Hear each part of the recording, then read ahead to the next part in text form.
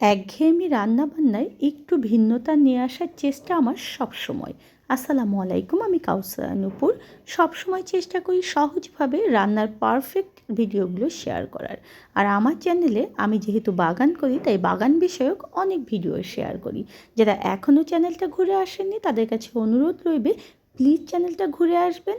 আর যদি চ্যানেলের ভিডিওগুলো আপনাদের ভালো লাগে তাহলে চ্যানেলটা সাবস্ক্রাইব করবেন। যারা পেজ থেকে দেখছেন পেজে একটা লাইক এবং ফলো দিয়ে রাখবেন, তাহলে নতুন ভিডিও আপলোড করলে নোটিফিকেশন আপনার কাছে চলে যাবে। আর প্লিজ সবাই বেশি বেশি করে ভিডিওগুলো শেয়ার করবেন। আজকে শেয়ার করব স্কোয়াশ দিয়ে কিভাবে মজাদার করে রুই মাছ রান্না করতে হয়। আমি আজকে যে টিপসগুলো শেয়ার করব, এতে করে তরকারির মধ্যে মাছ দিলেও মাছের যে টেস্টটা সেটা নষ্ট হবে না। আর স্কোয়াশ খুবই পুষ্টিগুণ সমৃদ্ধ একটা খাবার। যারা দীর্ঘদিন ধরে কোষ্ঠকাঠিন্যে ভুগছেন তারা কিন্তু অবশ্যই স্কোয়াশ খাবেন, তাহলে দেখবেন যে অনেক উপকার পাবেন।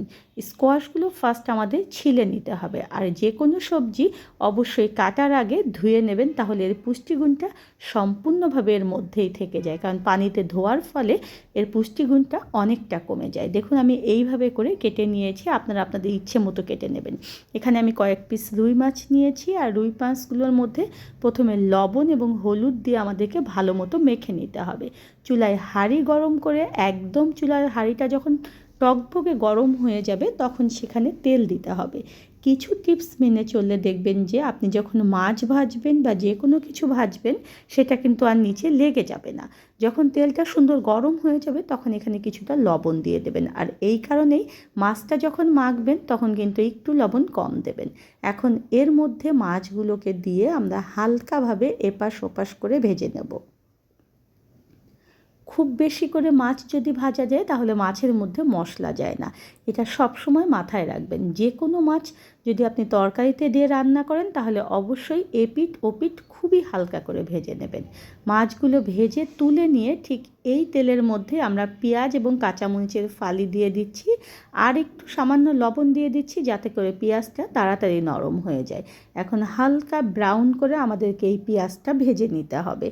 পেঁয়াজ ভাজার পরে এখন জালটা কমিয়ে দিয়েছি আমি, দিয়ে এখানে আস্ত কিছুটা জিরা দিয়ে দিচ্ছি। এতে করে সুন্দর একটা ফোড়নের ফ্লেভার পাবেন আপনি এখানে কালো জিরাটাও দিতে পারবেন, সেটাও কিন্তু ভালো লাগে। কিছুটা দেখুন যে আদা বাটা এখানে দিয়ে দিচ্ছি, আর তেলের মধ্যে আদা বাটা দিলে আদা বাটার যে একটা এক্সট্রা ফ্লেভার থাকে সেটা চলে যায়। হলুদ গুঁড়ো আর একটু শুকনো মরিচের গুঁড়ো এবং একটু জিরের গুঁড়ো, একটু ধনিয়ার গুঁড়ো দিয়ে হালকাভাবে তেলের মধ্যে এই মশলাগুলোকে নেড়ে নিতে হবে এবং কিছুটা পানি দিয়ে মশলাটাকে ভালো মতো কষিয়ে নিতে হবে। এখন এই কষানো মশলার মধ্যে আমাদেরকে ঝোলের পানি দিতে হবে মাছটাকে সুন্দর করে রান্না করার জন্য। আর এইভাবে করে মাছ রান্না করে যে কোনো তরকারিতে দিলে মাছের যে সুন্দর একটা টেস্ট থাকে সেই টেস্টটা মাছের মধ্যে থেকে যায়, যেটা আপনারা অন্যান্য রান্নায় দেখবেন যে ভাজা মাছটা দিয়ে যায়, সেই মাছটা কিন্তু খেতে একদমই ভালো লাগে না। কিন্তু এইভাবে যে মাছটা কষিয়ে নিয়ে তরকারিতে দেন তাহলে দেখবেন যে খেতে ভালো লাগবে। দেখুন ঝোলের পানির মধ্যে মাছটাকে দিয়ে আমি ভালো মতো 7 থেকে 8 মিনিট ধরে মাছটাকে রান্না করে নিয়েছি। এখন এই মাছটাকে আমরা তুলে নেব, নিয়ে এই যে ঝোল রয়েছে এই ঝোলের মধ্যে এখন আমরা স্কোয়াশটাকে কষাবো। একটু ভিন্নতা আমি যে বলি সবসময় রান্নায় নিয়ে আসার চেষ্টা করি, সেগুলোই হচ্ছে এগুলো।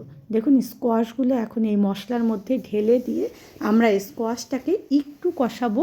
ঢেকে ঢেকে স্কোয়াশটাকে জোর আঁচে কষাবেন, তাহলে স্কোয়াশের যে একটা সবুজ বর্ণ থাকে সেই বর্ণটা নষ্ট হবে না এবং সবজির যে পুষ্টিগুণ সেটাও নষ্ট হবে না। অবশ্যই সবজি রান্না করার সময় ঢেকে এবং জোর আঁচে রান্না করবেন। দেখুন কষানোর ফলে এগুলো কিন্তু 80% সিদ্ধ হয়ে গিয়েছে। এখন আমরা এখানে ঝোলের পানি দিয়ে দেবো। আপনি ঠিক কতটুকু ঝোল ঝোল খেতে চান ঠিক সেই অনুযায়ী এখানে পানি দিয়ে দেবেন। তবে এটা কিন্তু যেহেতু 80% সিদ্ধ হয়েছে তাই ঝোল দেওয়ার পরে কিন্তু এটা খুব বেশি আর সিদ্ধ হবে না, ঝোলটাও খুব বেশি শুকাবে না। তাই পানিটা এমনভাবে বুঝে দেবেন যেন আপনি যতটুকু ঝোল খান অতটুকুই থাকে। এখন বলক আসার পরে দেখুন যে রান্না করা মাছগুলো আমি এর মধ্যে ঢেলে দিচ্ছি, দিয়ে এটাকে আমাদের কিছুক্ষণ ঢেকে দিতে হবে। এতে করে মাছের যে টেস্টটা সেটা তরকারিতে গিয়ে তরকারিটা খেতে ভালো লাগবে। আর ধনিয়া পাতার একটা সুন্দর ফ্লেভার আনার জন্য কিছুটা ধনিয়া পাতার কুচি আমি এর মধ্যে ছড়িয়ে দিচ্ছি। আর এখানে দিয়ে দিচ্ছি মাছের মশলা।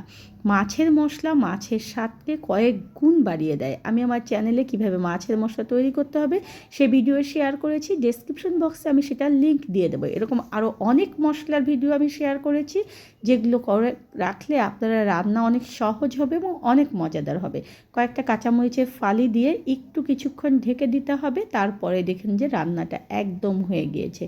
খুব বেশি জাল করলে মাছের টেস্ট নষ্ট হয়ে যায় এবং স্কোয়াশের যে সুন্দর একটা কালার থাকে সেটাও কিন্তু নষ্ট হয়ে যায়। তাই খুব বেশি জাল করবেন না। আর পুরো রান্নাটাই কিন্তু আমি জোর আঁচে করেছি, এটাও মাথায় রাখবেন। দেখেছেন কত সুন্দর। আর গরম ভাতের সঙ্গে এই রুই মাছ দিয়ে স্কোয়াশ খেতে একটু অন্যরকম লাগে। শীতকালে এটা খুবই মজাদার একটা খাবার। অবশ্যই একবার রান্না করবেন, আর কেমন হলো সেটা কমেন্ট বক্সে আমাকে জানাবেন। আপনাদের কমেন্টগুলো পড়তে কিন্তু খুবই ভালো লাগে। আর অবশ্যই কিন্তু পরবর্তী ভিডিওর জন্য চ্যানেলের সঙ্গেই থাকবে।